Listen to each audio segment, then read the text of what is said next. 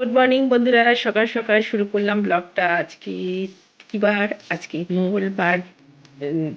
আজকে ব্লগটা এখান থেকেই শুরু করলাম। সকাল সকাল উঠেই বিছানা পরিষ্কার করে নিলাম। এই দেখো বিছানাটা মোটামুটি পরিষ্কার করেছি। এখানে আমার সব সংসার বসানো। এখানে আমার ওষুধের প্যাকেট সবসময় এখানে ভুলে যাই ওষুধ খেতে।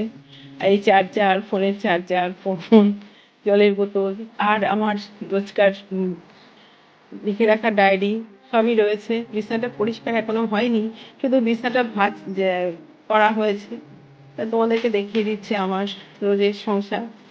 দেখেছো, আমি আমার মতো এখানে এখানে চালিয়ে রেখেছি আমার সংসার।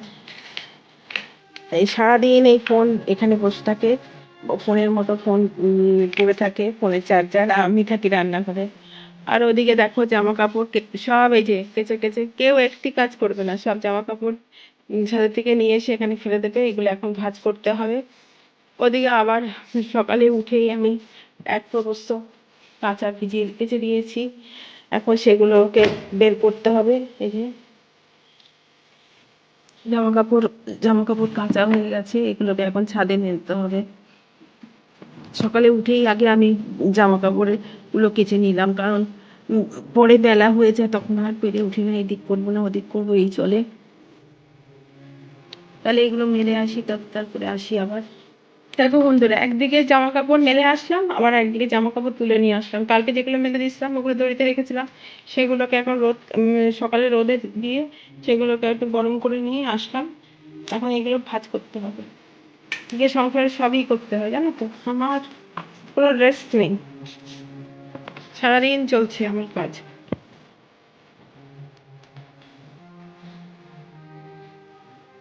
তোমরা তো ভাববে আমি ভাগ করি, কিন্তু প্রত্যেক দিন ভাগ করতে হয়। জামা কাপড়ের এই দেখো, এখন এগুলো নিচ্ছি, এগুলো করছি। আবার একটু পরে আবার ওই ছাদের ওগুলো নেমে শুকিয়ে আসছি, তখন তারপরে একটা জামা খুঁজে গিয়ে মাকে 10টা জামা বের করে নেবো। 10টা জামা আবার বের করে নেবে, একটা জামা খুঁজতে যায়। এবার খুঁজে সেগুলো আবার খাটের মধ্যে রাখতে দেয়।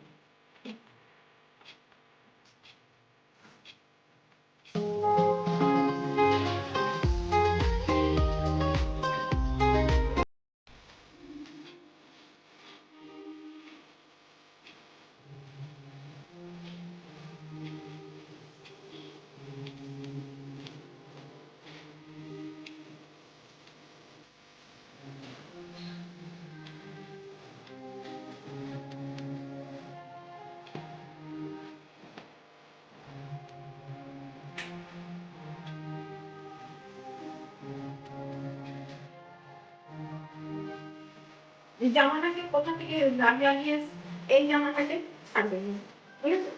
এই জামাটা ও এখান থেকে বের করে এই জামাটা পরে ঘুরে বেরোবে। কালকেও মেয়ে একটা নতুন জামা বের করে দিয়েছে, যে এটাকে এটাকে মতে ছাড়বে, এটার মধ্যে কোথা থেকে দাগ লাগিয়ে নিয়েছে ওরা। দোকানের এই মোবিল টোবিল কিছু দোকানের সাথে দিয়েছে, মোবিল টোবিল কিছু একটা হয়তো জঙের দাগ, এটাকে মতে ছাড়ছে না। এরকম লোক মানে জীবন। দেখো, এটা পরিষ্কার করলাম, সন্ধ্যা পর্যন্ত দেখবে কিরকম অবস্থা করে দেবে এরা। এখন বেরোতে হবে বাজারে। সৌম্যকে বললাম, সৌম্য যেতে পারবে না, ওর অফিস আছে।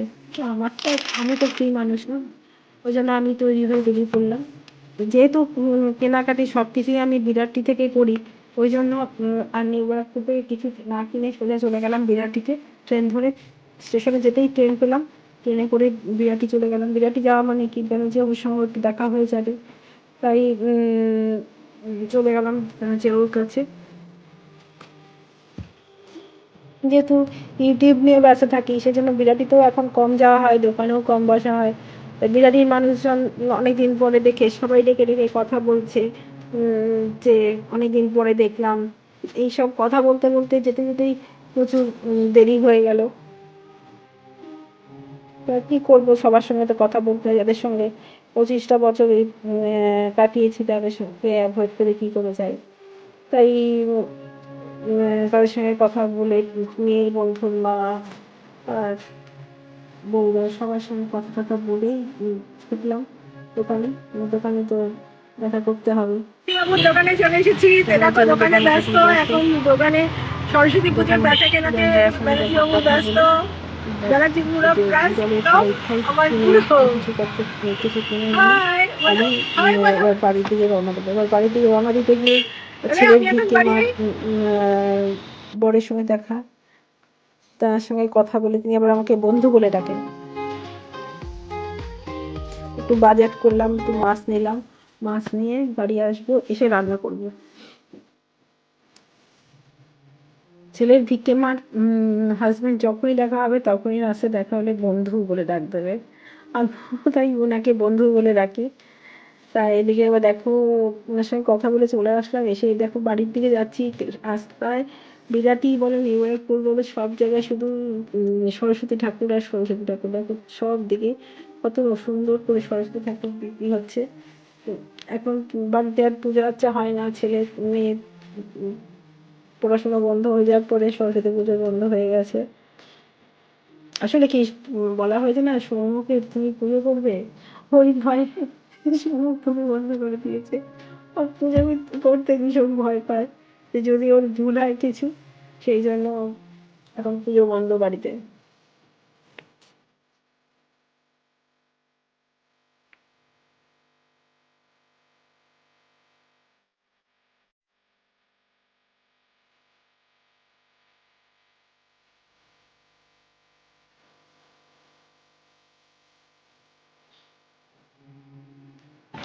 এখন বাড়ি গিয়ে রান্না বান্না সবই করতে হবে। চলো, ট্রেন থেকে নেমে পড়লাম। এদিকে টিউব সেট কিনতে বললো সৌম্য, এই টিউব সেট কিনে নিয়ে যাচ্ছি।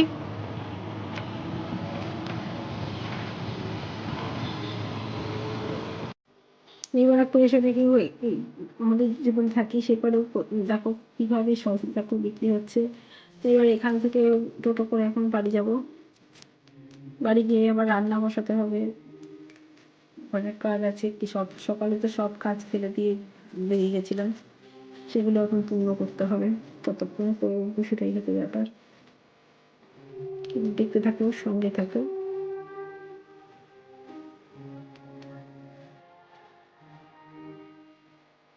এই ব্যানার্জিবাবু চলে এসেছেন, এসে তাড়াতাড়ি বলছে খেতে দাও। কি করবো, তাড়াতাড়ি ভাত করা ছিল, সে ভাতটা গরম করে দিয়ে দিলাম ডাল সিদ্ধ আর ডিমের অমলেট দিয়ে। এখন আমার ভাত বসালাম, এই যে ভাত বসিয়ে দিয়েছি। আর এদিকে এখন মাছ রান্না করব। ঘরের বাইরে সমানই করতে হয়, মেয়ে মেয়ে সন্তান হয়েছি না, কোনো ছুটি নেই। তাড়াতাড়ি মাছের ঝোল করে নিয়ে মাছের ঝোল আর ভাত খেয়ে নিলাম দুপুরে। ওরা তো ডিমের মামলেট দিয়ে ভাত খেলাম, আমি মাছের ঝোল দিয়ে ভাত খেলাম। সকালেই তোমাদের দেখিয়েছিলাম যে খাটটা পরিষ্কার করেছি, দেখেছো? বেলা 3টে বাজতে বাজতে আবার খাট যেমন তেমন, বিছনা সব ওলট পালট করে রেখে দিয়েছে। কাজই হচ্ছে এইরকম, আবার এগুলো ভাঁজ করতে হবে। তাহলে বেরিয়ে জলের পাইপ কিনতে গেছিলাম, সেই পাইপ কিনে নিয়ে অর্ধেক ছাদে রাখলাম আর অর্ধেক নিচে নিয়ে আসলাম। নিচের বাগান পুরো শুকিয়ে গেছে। ওরা তো পাইপটা কেটে দিয়েছিল, কেটে ফেলেছিল ফুল করে, এই ফুল গাছের উপরে পড়েছে, পড়ে পাইপ ফুটো হয়ে গেছে। আর ওই জন্য আবার নতুন পাইপ কিনে নিয়ে আসলাম। আর দেখো ফুল হয়েছে, দেখেছো কত কুল হয়েছে। তোমরা যেতে কুল খাবে সবাই চলে এসো, এগুলো আপেল কুল। হ্যাঁ, সবাই চলে এসো, আপেল কুল। দেখো না কুল গাছটা ওইদিকে গেছিলো, পাড়ার লোকে যদি অবজেকশন করে সেই জন্য ওটাকে ঘুরিয়ে দিয়েছে আর অনেক কুল নষ্ট হয়ে গেছে। তা সত্ত্বেও প্রচুর কুল হয়েছে, জানো তো, অনেক অনেক কুল হয়েছে। এই দেখো কত কুল। তাহলে ভিডিওটা আমি এখানেই শেষ করছি, তাহলে দেখা হবে আবার কোনো অন্য ব্লগে। Tata, bye bye. যারা নতুন বন্ধুরা আছো তারা আমাকে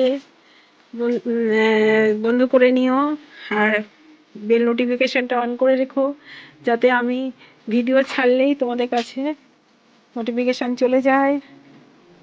লাইক কমেন্ট শেয়ার করে নোটিফিকেশানটা অন করে আমাকে বন্ধু করে নিও।